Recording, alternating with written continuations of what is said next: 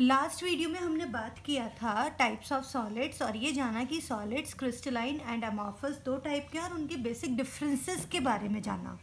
आज बात करते हैं classification of crystalline solids. Crystalline solids कितने टाइप के हैं? On the basis of constituent particles crystalline solids are of 4 types और फिर उनकी प्रॉपर्टीज़ भी डिफरेंट है। कॉन्स्टिट्यूएंट पार्टिकल्स डिफरेंट है तो उनकी प्रॉपर्टीज़ भी डिफरेंट होंगी। तो हमें जो टाइप्स ऑफ क्रिस्टलाइन सॉलिड्स पढ़ना है, these are firstly we will studied about ionic, second one is molecular,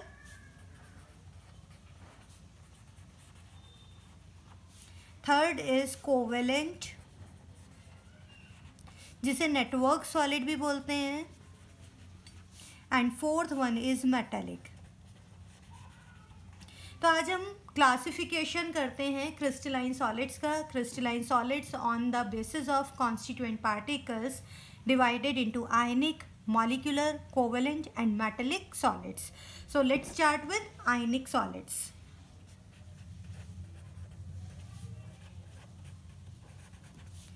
अब ये नेम से ही क्लियर हो रहा है आयनिक solids, it means constituent particles. सबसे पहले हम बात करते हैं कॉन्स्टिट्यूएंट पार्टिकल्स आर आयंस। इस केस में कॉन्स्टिट्यूएंट पार्टिकल्स क्या होना चाहिए? आयंस होने चाहिए। It is cation and anion. तो कॉन्स्टिट्यूएंट पार्टिकल्स कौन कौन से होंगे? कैटायन और एनायन कॉन्स्टिट्यूएंट पार्टिकल्स होंगे। जस्ट सपोज एग्जाम्पल लिया जाए NaCl या फिर ZnS, CaF2 etcetera. In all these cases, let's suppose I am talking about NaCl, Na positive ion surrounded by Cl negative ion and Cl negative ion surrounded by Na positive ion. अब यहाँ पर एक regular 3D arrangement है। Each Na positive ion is surrounded by 6 Cl negative ion and each Cl negative ion surrounded by 6 Na positive ion. It means एक regular pattern है, इसीलिए तो हम इन्हें crystalline solids कह रहे हैं। एक रेगुलर पैटर्न, जब 3D पैटर्न होता है कॉन्स्टिट्यूएंट पार्टिकल्स का, उन्हीं सॉलिड्स को क्रिस्टलाइन सॉलिड्स कहा जाता है। तो यहाँ पर आयंस का एक 3D रेगुलर पैटर्न है, इसीलिए हमने इन्हें क्या बोला? आयनिक सॉलिड कहा। अब आयंस के मिड जो फोर्सेस होते हैं, these forces are strong electrostatic forces of attraction. हमें यहाँ पर पता है कि कैटायन और एनायन के मिड जो फोर्सेस होते हैं उन्हें बोलते हैं इलेक्ट्रोस्टैटिक फोर्सेस। अब ये जो फोर्सेस हैं further, these are strong forces. अब ये स्ट्रॉन्ग फोर्सेस हैं, स्ट्रॉन्ग बॉन्ड बनाएंगे और स्ट्रॉन्ग बॉन्ड को ब्रेक करने के लिए हायर अमाउंट ऑफ एनर्जी की रिक्वायरमेंट होगी। That's why melting point and boiling point it is high in case of ionic solids. तो आयनिक सॉलिड्स के लिए हम क्या बोल सकते हैं? इनके मेल्टिंग और बॉइलिंग पॉइंट हाई होते हैं। उसका रीजन स्ट्रॉन्ग बॉन्ड। अब फर्दर स्ट्रॉन्ग बॉन्ड है, इसलिए these are hard but brittle in nature. Hard तो हैं बट ब्रेक हो जाते हैं, जब हम इनको हैमर से बीट करें तो ये ब्रेक हो जाता है। It's mean brittle in nature. तो यहाँ पर जो प्रॉपर्टीज़ आ रही हैं आयनिक सॉलिड्स की, आयनिक सॉलिड्स की प्रॉपर्टी में हमें पता लगा कॉन्स्टिट्यूएंट पार्टिकल्स आयंस हैं। Ions are arranged in regular 3D pattern and these ions are cations and anions. और कैटायंस और एनायंस के mid electrostatic forces of attraction है विच आर स्ट्रॉन्ग फोर्सेज, और स्ट्रॉन्ग फोर्सेज हैं, that's why these bonds are strong bonds. और strong bond होने की वजह से जो प्रॉपर्टी आ रही है, स्ट्रॉन्ग बॉन्ड की वजह से melting point and boiling point high होगा और साथ के साथ ये सॉलिड्स हार्ड होते हैं और ब्रिटल होते हैं। नेक्स्ट प्रॉपर्टी की तरफ मूव करते हैं आयनिक सॉलिड की। It is in solid state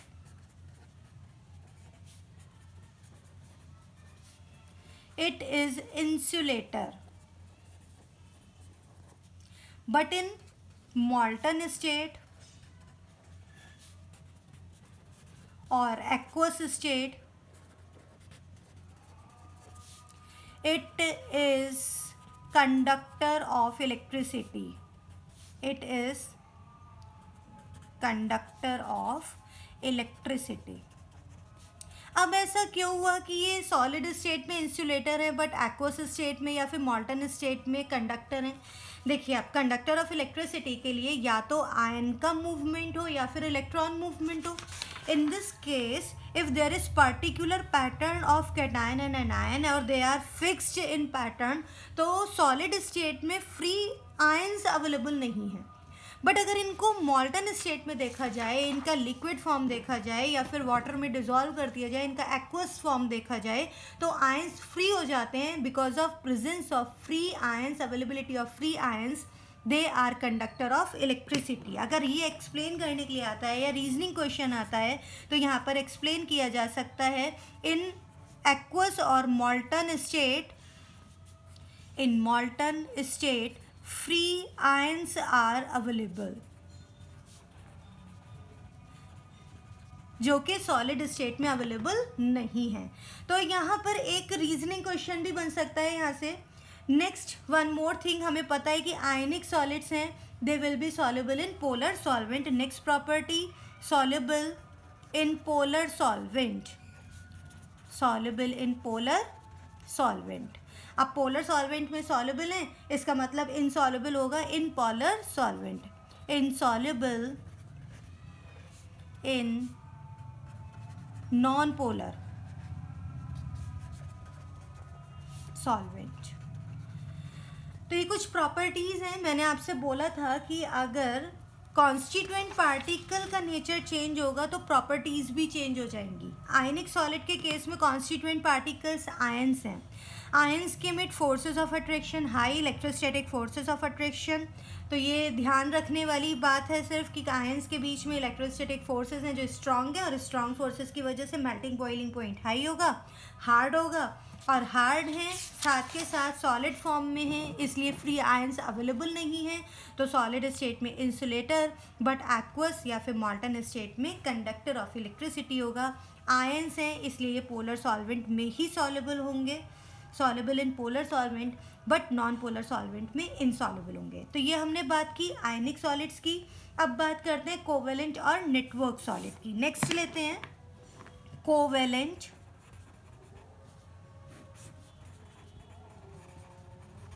और नेटवर्क सॉलिड। अब कोवेलेंट और नेटवर्क सॉलिड के लिए कॉन्स्टिट्यूएंट पार्टिकल, सबसे पहला पॉइंट हम यही लेके चलते हैं, कॉन्स्टिट्यूएंट पार्टिकल्स क्या होना चाहिए। In this case, constituent particle are atoms. You have to remember, ionic solids में ions हैं और covalent और network solids में constituent particles atoms हैं। अब ये जो पार्टिकल्स हैं, एटम्स पार्टिकल्स हैं, ये वन बाय वन ज्वाइन होकर के एक रेगुलर 3D पैटर्न में जुड़ करके एक बहुत बड़े बड़े मॉलिक्यूल्स बना लेते हैं, इसीलिए इन्हें नेटवर्क सॉलिड भी कहा जाता है। जैसे एग्जाम्पल अगर देखा जाए, डायमंड, ग्रेफाइट। इस केस में क्या होता है, कार्बन एटम्स एक रेगुलर 3D पैटर्न में ज्वाइन होकर के एक रेगुलर पैटर्न बनाता है। जैसे डायमंड में each carbon is bonded with 4 other carbon atom in tetrahedral manner. Again it is bonded with other 4 carbons in tetrahedral manner like this. तो इस तरह से एक डायमंड में एक रेगुलर पैटर्न है, 3D पैटर्न है, जिसमें हर एक कार्बन 4 अदर कार्बन से ज्वाइन है एक टेट्राहेड्रल पैटर्न में, और ये टेट्राहेड्रल यूनिट्स फर्दर एक दूसरे के साथ ज्वाइन हो रही हैं। तो एक रेगुलर पैटर्न है। ऐसे ही अगर हम ग्रेफाइट की बात करते हैं तो ग्रेफाइट में भी each carbon is bonded with 3 other carbon atoms, और इस तरह से एक हेक्सागोनल शीट लाइक स्ट्रक्चर बन जाती है।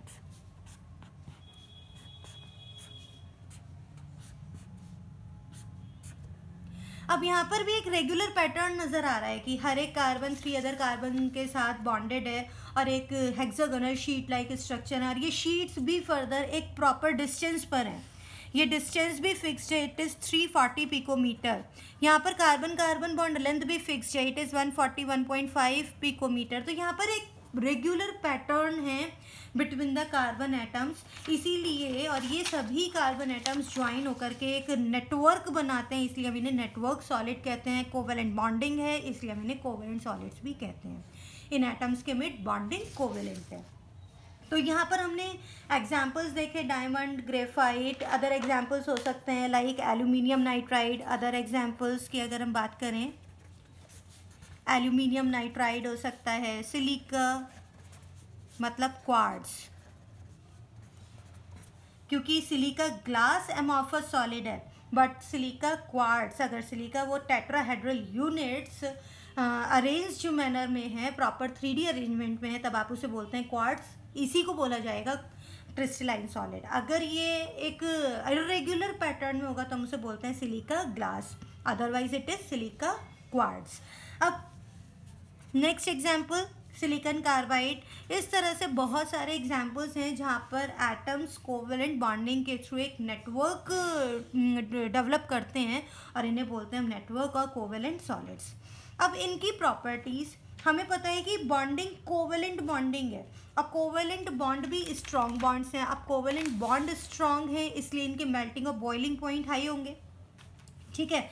अभी यहाँ पर हम क्या बोल सकते हैं, covalent bond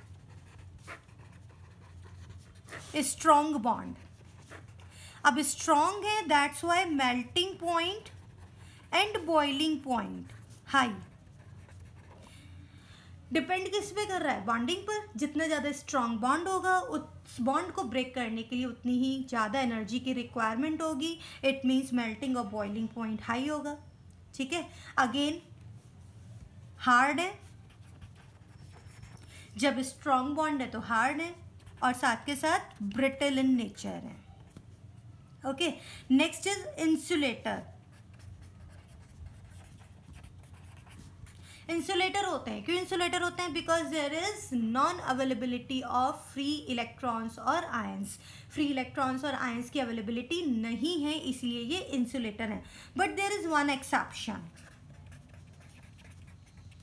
exception, yes, good, graphite, it is graphite. Exception is graphite. होता क्या है, ग्रेफाइट में कार्बन में 2s एंड 2p ऑर्बिटल्स में एक एक इलेक्ट्रॉन है, लाइक दिस। अब 3 ऑर्बिटल्स तो sp2 हाइब्रिडाइज होकर के इस तरह से शीट लाइक स्ट्रक्चर बना लेती हैं प्लेनर। एक ऑर्बिटल वैकेंट रहा, एक ऑर्बिटल बॉन्डिंग में पार्टिसिपेट नहीं कर रहा है, like this, and this orbital has 1 electron. अब इसमें एक इलेक्ट्रॉन भी है, ईच ऑर्बिटल हैज़ 1 इलेक्ट्रॉन। अब ये जो इलेक्ट्रॉन है यही इलेक्ट्रॉन रिस्पॉन्सिबल है कंडक्टिविटी के लिए। तो आपको ध्यान रखना है कोवेलेंट सॉलिड्स इंसुलेटर हैं, but one exception is there, it is graphite. And why graphite is a conductor of electricity? Because of the availability of electron in each carbon. हर एक कार्बन में एक एक इलेक्ट्रॉन की अवेलेबिलिटी है p orbital में। तो यहाँ पर p ऑर्बिटल में एक एक इलेक्ट्रॉन की availability, it's mean free electron. You can say free electrons are available. In short you can say free electrons are available in case of graphite. Free electrons are available in graphite. So it is conductor of electricity. It's clear? तो ये कुछ properties covalent bond की। Again covalent solids की। Covalent solids हैं, covalent bonding है, strong bonding है, इसलिए melting boiling point high हुआ। स्ट्रॉन्ग बॉन्ड है, that's why these are hard and brittle in nature. Insulator क्यों है, बिकॉज इलेक्ट्रॉन्स, फ्री इलेक्ट्रॉन्स और फ्री आयंस अवेलेबल नहीं है। ग्रेफाइट एक एक्सेप्शन है, वो मैंने आपको बताया। ग्रेफाइट में सिर्फ 3 ऑर्बिटल्स बॉन्डिंग में पार्टिसिपेट कर रही हैं after sp2 hybridisation. 1 unhybridised orbital बचती है, p ऑर्बिटल, जिसमें एक इलेक्ट्रॉन है, and this free electrons each carbon it is responsible for the conductivity. तो यहाँ तक हमने जाना कि कोवेलेंट सॉलिड्स के प्रॉपर्टीज़ के बारे में। अब बात करते हैं हम molecular solids. Next, third,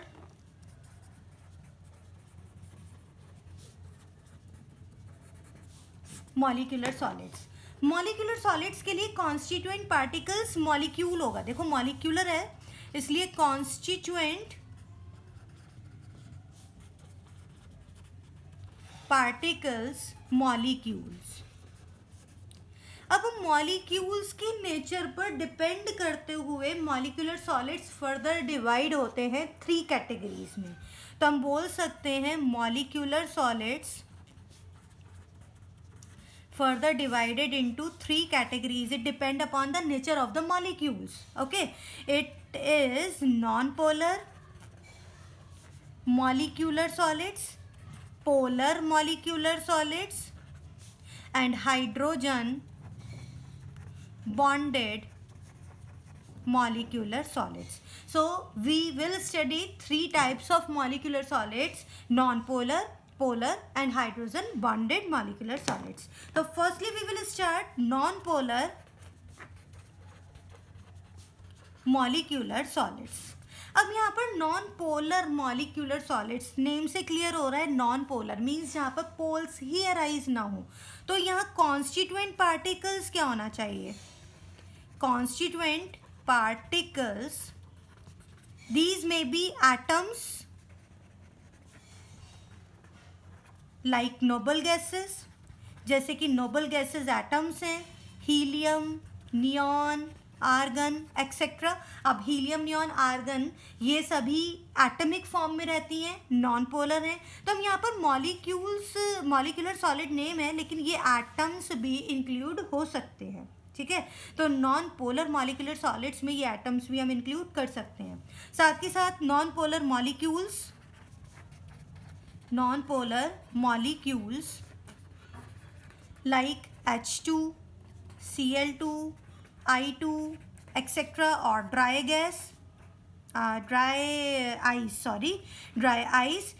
ice is solid CO2, CH4 etc.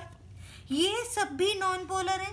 CO2 मतलब जब हमें पता है कि ड्राई CO2 नॉन पोलर है, क्यों है ये CO2? It's structure is this one. अगर हम इनके डायपोल देखते हैं तो equal and opposite dipole and dipole will cancel two each other, it's mean dipole moment is zero. Because of the symmetry, dipole moment is zero. Same in case of CH4, because of symmetrical molecule, dipole moment is zero. Because dipole moment is zero, that's why CH4, CO2, these molecules are also non-polar molecules. मतलब H2Cl2 ये तो हमें नजर आ ही रहे हैं, H और H कोई polarise नहीं हो रहा, लेकिन CO2, CH4 इन सभी मॉलिक्यूल्स, वो सभी मॉलिक्यूल्स जिसमें डायपोल मोमेंट जीरो है, वो सब भी नॉन पोलर मॉलिक्यूल्स में ही कंसीडर होते हैं। तो यहाँ पर कॉन्स्टिट्यूएंट पार्टिकल्स क्या होगा नॉन पोलर मॉलिक्यूलर सॉलिड्स में? ये एटम्स होंगे जस्ट लाइक नोबल गैसेस, या फिर नॉन पोलर मॉलिक्यूल्स होंगे लाइक हाइड्रोजन, क्लोरीन, आयोडीन, या फिर कुछ नॉन पोलर मॉलिक्यूल्स जहाँ पर डायपोल मोमेंट जीरो आ रहा हो, तो वो सभी कॉन्स्टिट्यूएंट पार्टिकल्स बनते हैं। अब ये प्रॉपर्टीज़ देखिए, चलिए नॉन पोलर मॉलिक्यूल्स हैं, तो नॉन पोलर मॉलिक्यूल्स में हम 11th क्लास में पढ़ चुके हैं स्टेट्स ऑफ मैटर में, इनके मिड लंडन फोर्सेस होते हैं, या आप जिनको बोल सकते हो वीक फोर्सेस होते हैं, weak van der Waals forces होते हैं। तो यहाँ पर जो फोर्सेस हैं, फोर्सेस आर वीक। अब वो वीक फोर्सेस को क्या बोलते हैं आप? लंडन फोर्सेस या फिर वॉन डेर वाल फोर्सेस।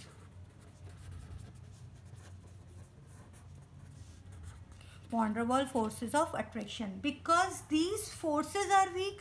अभी हम बात कर रहे हैं कि ये फोर्सेस वीक हैं। अगर वीक फोर्सेस हैं तो डेफिनेटली सॉफ्ट होने चाहिए। सॉलिड्स कैसे होने चाहिए? सॉफ्ट होना चाहिए। और दूसरी बात, यहाँ पर melting point and boiling point low होना चाहिए। That's clear. मेल्टिंग पॉइंट और बॉइलिंग पॉइंट किस पर डिपेंड कर रहा है? Depend upon the forces. Forces are weak, that's why melting point and boiling point will be low. Forces weak हैं, that's why nature is soft. These solids are soft in nature. हाल तो ये solids generally gases या फिर liquid form में मिलते हैं। अगर हम बात करते हैं CH4 मीथेन गैस है, CO2 अब ड्राई फॉर्म लिया है, ड्राई आइस की बात कर रहे हैं, सॉलिड CO2 की बात कर रहे हैं। अदरवाइज H2 हाइड्रोजन गैस है, क्लोरीन गैस है। तो ये रूम टेम्परेचर पर, ऑर्डिनरी टेम्परेचर पर यूजुअली गैसेस या फिर लिक्विड स्टेट में मिलते हैं बिकॉज ऑफ वीक फोर्सेस। तो यहाँ पर इन सब चीज़ों के, इन सब फोर्सेस के अकॉर्डिंग हम बता सकते हैं कि इनके मेल्टिंग पॉइंट, बॉइलिंग पॉइंट कैसे होंगे, इनका नेचर कैसा होगा। कंडक्टिविटी, अगर हम बात करते हैं कंडक्टिविटी की, हमें यहाँ पर कुछ भी नज़र नहीं आ रहा है, ना तो फ्री इलेक्ट्रॉन्स और ना ही free ions, that's why they are non conductor. तो ये कैसे होते हैं? Non conductor in nature. तो molecular solids, on the basis of the type of molecule, we can classify further into 3 categories: non-polar, polar, hydrogen bonded. Non-polar name से ही clear है, constituent particle non polar molecules होंगे या फिर atoms होगा। और because in non polar molecules और atoms के मिड में, मतलब नोबल गैसेस एटम्स के मिड में वीक फोर्सेज हैं, लंडन फोर्सेज हैं, वीक फोर्सेज होने की वजह से इनके मेल्टिंग और बॉइलिंग पॉइंट लो होगा। और ये अगर सॉलिड स्टेट में एग्जिस्ट करते हैं तो they are soft in nature और non conductor of electricity, because free electrons और free ions are not available. अब बात करते हैं पोलर मॉलिक्यूलर सॉलिड्स की।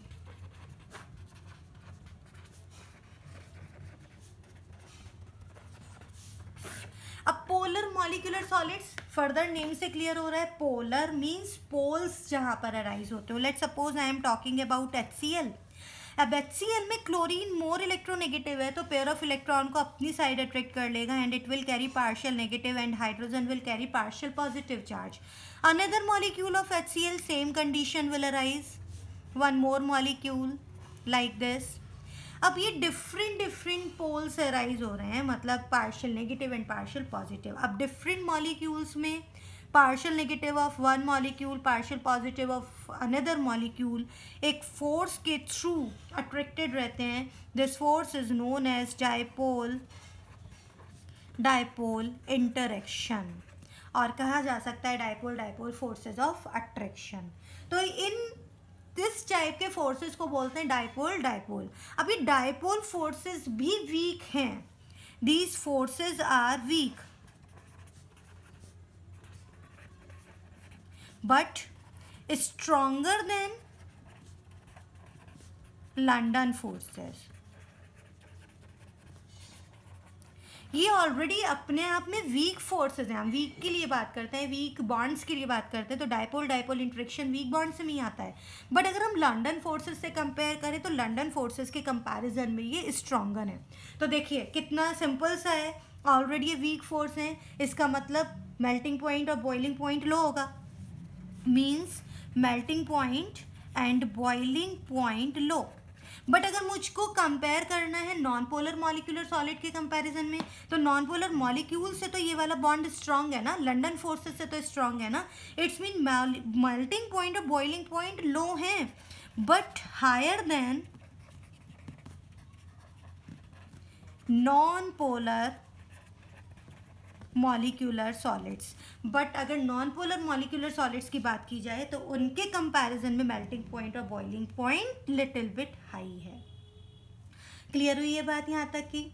चलिए अब आगे कंडक्टिविटी। हमें यहाँ पर भी दिख रहा है कि फ्री इलेक्ट्रॉन्स और फ्री आयंस अवेलेबल नहीं है, that's why further they are non conductor. Weak forces हैं, सो सॉफ्ट इन नेचर। मैं लिख देती हूँ अगेन, नॉन कंडक्टर। तो ये सारी प्रॉपर्टीज थी पोलर मॉलिक्यूलर सॉलिड्स की। नेक्स्ट बात करते हैं hydrogen bonded molecular solid.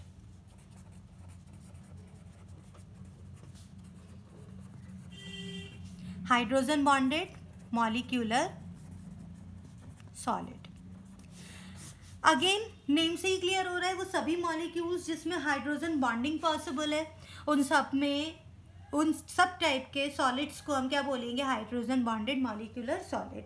Just like if I take example H2O, NH3।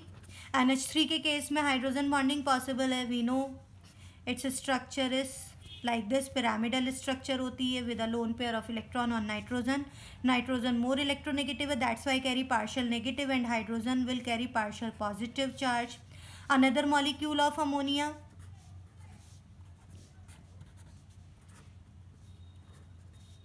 a partial negative pole of either fluorine, oxygen, nitrogen, and partial positive pole of hydrogen of other molecule gives out intermolecular hydrogen bonding.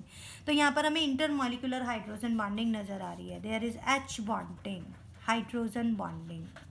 अब hydrogen bonding it is stronger in comparison to dipole dipole and London forces. Already ये भी weak हैं but these are stronger in comparison to the dipole dipole interaction और London forces. तो हम ये बात कह सकते हैं कि हाइड्रोजन बॉन्डेड मॉलिक्यूल्स के मेल्टिंग पॉइंट और बॉइलिंग पॉइंट लो हैं but higher than non polar and polar. H bonding stronger than dipole force of attraction. अब अगर ये स्ट्रॉन्गर है डायपोल फोर्स ऑफ अट्रैक्शन से तो हम कह सकते हैं melting point and boiling point low but higher than non polar and polar molecular solids. Non polar और पोलर मॉलिक्यूलर सॉलिड्स के कंपैरिजन में इनके मेल्टिंग और बॉइलिंग पॉइंट हाई होगा. बट अगर हम आयनिक सॉलिड से या फिर कोवेलेंट सॉलिड से कंपेयर करते हैं because hydrogen bonding is weak bonding in compare to the these types of bonds that's why melting point और बॉइलिंग पॉइंट लो है. बट लंडन फोर्सेस से कंपेयर किया जाए या डायपोल डायपोल इंटरेक्शन से कंपेयर किया जाए तो हाइड्रोजन बॉन्डिंग स्ट्रॉन्ग है, इसलिए मेल्टिंग और बॉइलिंग पॉइंट नॉन पोलर और पोलर मॉलिक्यूलर सॉलिड्स के कंपैरिजन में हायर होगा. Again there is electrons free ions are not available. That's why it is non-conductor of electricity. Simple further से कि ये नॉन कंडक्टर है और ये वॉलेटाइल लिक्विड या फिर सॉफ्ट सॉलिड के फॉर्म में एग्जिस्ट करते हैं रूम टेम्परेचर पर. तो ये थी properties hydrogen bonded molecular solids की. तो अभी तक हमने जाना आयनिक सॉलिड्स, उसके बाद हमने जाना covalent solids, next molecular solids on the basis of constituent particle, nature of the constituent particles further divided into 3 non-polar, polar and hydrogen bonded molecular solids. Now we talk about fourth type, it is metallic solid.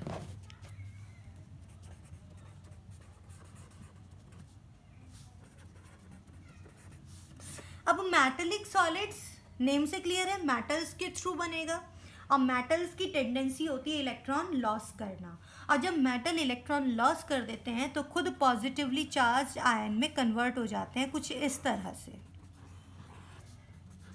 Okay तो यहाँ पर ये क्या है, positively charge ions हैं and these positively charge ions when they loss electron these are named as kernels. अब यहाँ पर ये इलेक्ट्रॉन फ्लो कर रहा है और ये जब इलेक्ट्रॉन फ्लो करते हैं इजीली फ्लो कर सकते हैं तो हम इसको बोल देते हैं it is the sea of electron. Means kernels are present within the sea of electrons. It is known as kernel and this is known as sea of electron. It means kernel are present within the sea of electron. अब क्या होता है, ये electrons attract होते हैं positively charge ion के through. अब electron attract हो रहे हैं पॉजिटिवली चार्ज आयन के थ्रू और यही रीज़न है कि पॉजिटिवली चार्ज आयन अपने आप को होल्ड कर सकते हैं एक प्लेस पर. अब जो ये फोर्स राइज हो रहा है which hold the metal ion together it is known as metallic bond. क्या बोला मैंने कि इलेक्ट्रॉन्स, ये जो पॉजिटिवली चार्ज आयन है इन इलेक्ट्रॉन्स को अट्रैक्ट कर रहे हैं. इसका मतलब इस अट्रैक्शन से, फोर्स ऑफ अट्रैक्शन से these positively charge ions are occupied at particular place. अब जो ये फोर्स है जो ये होल्ड कर रहा है इन मेटल आयंस को, मतलब इन कर्नल्स को जो होल्ड कर रहा है ये फोर्स, इसी फोर्स को बोलते हैं मेटेलिक बॉन्ड. तो हम बोल सकते हैं the force that hold the metal ions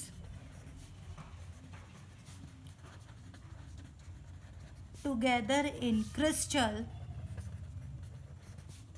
is called metallic bond. So metallic bond is what? It is the force which hold these kernels. It is known as metallic bond. इस force को ही बोलते हैं metallic bond. अब यहाँ पर हमें कितने सारे फ्री इलेक्ट्रॉन्स नजर आ रहे हैं. फ्री इलेक्ट्रॉन्स अवेलेबल हैं. It means it is conductor of heat and electricity. Very good point is what, conductor very good conductor of heat and electricity. Why these are conductor of heat and electricity? Free electrons are available. Free electrons are available. क्योंकि यहाँ पर free electrons available हैं. Okay. Now second thing is what? Colored होते हैं ये. Generally these are coloured in nature. अब coloured होने का नेचर, इनकी कलर्ड नेचर होने का रीज़न क्या है? Presence of these free electrons. Electrons की वजह से ये कलर्ड नेचर के हैं. अब ये पता है हमें कि बॉन्डिंग स्ट्रॉन्ग है, मेटेलिक बॉन्ड स्ट्रॉन्ग होते हैं. Because of strong bond, very good. Melting point और बॉइलिंग पॉइंट कैसा होना चाहिए? हाई. अब तो ये बिल्कुल अच्छे से पता है, अगर बॉन्ड स्ट्रांग है तो मेल्टिंग पॉइंट और बॉइलिंग पॉइंट हाई होगा. मेटल है तो कुछ मेटेलिक प्रॉपर्टी शो करता है, लाइक मैलिएबिलिटी. मैलिएबल होते हैं, डक्टाइल होते हैं, लस्टरस होते हैं. तो these are general properties of metal and these metallic solids also show these general properties. तो आज हम लोगों ने जाना क्रिस्टलाइन सॉलिड्स का क्लासिफिकेशन. क्रिस्टलाइन सॉलिड्स को हम क्लासिफाई कर सकते हैं 4 कैटेगरीज में. These 4 categories are ionic, molecular, covalent और मेटेलिक. आयनिक सॉलिड्स के केस में कॉन्स्टिट्यूएंट पार्टिकल्स आयंस होंगे और आयंस के केस में strong electrostatic force of attraction है, स्ट्रॉन्ग बॉन्ड है, इसलिए इनका मेल्टिंग बॉइलिंग पॉइंट हाई होता है. और साथ ही साथ ये सॉलिड फॉर्म में इलेक्ट्रिसिटी कंडक्ट नहीं करते, इट्स मीन इंसुलेटर होते हैं. बट मॉल्टन स्टेट में या फिर एक्वस स्टेट में फ्री आयंस अवेलेबल हैं, इसलिए ये कंडक्टर हैं. कोवेलेंट और नेटवर्क सॉलिड की बात करते हैं तो वहाँ पर कॉन्स्टिट्यूएंट पार्टिकल्स एटम्स हैं और ये सभी एटम्स एक रेगुलर 3D पैटर्न में ज्वाइन होकर के एक लार्ज ज्ञात मॉलिक्यूल का फॉर्मेशन करते हैं.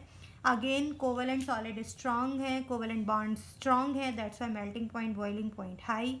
Hard in nature. इंसुलेटर है बिकॉज फ्री इलेक्ट्रॉन्स और ions are not available. But यहाँ पर एक एक्सेप्शन है और एक्सेप्शन है graphite. Molecular solid on the basis of the nature of molecule further divide कर सकते हो नॉन पोलर, पोलर और हाइड्रोजन बॉन्डेड मॉलिक्यूलर सॉलिड्स में.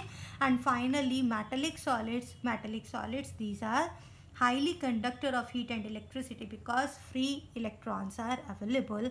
यहाँ पर कर्नल्स बनते हैं जब मेटल एटम इलेक्ट्रॉन्स को लॉस कर देते हैं तो पॉजिटिवली चार्ज आयंस को ही कर्नल्स बोला जाता है. तो आज हमने डिस्कस किया classification of crystalline solid. Next video में बात करते हैं नेक्स्ट टॉपिक की. Till then good bye.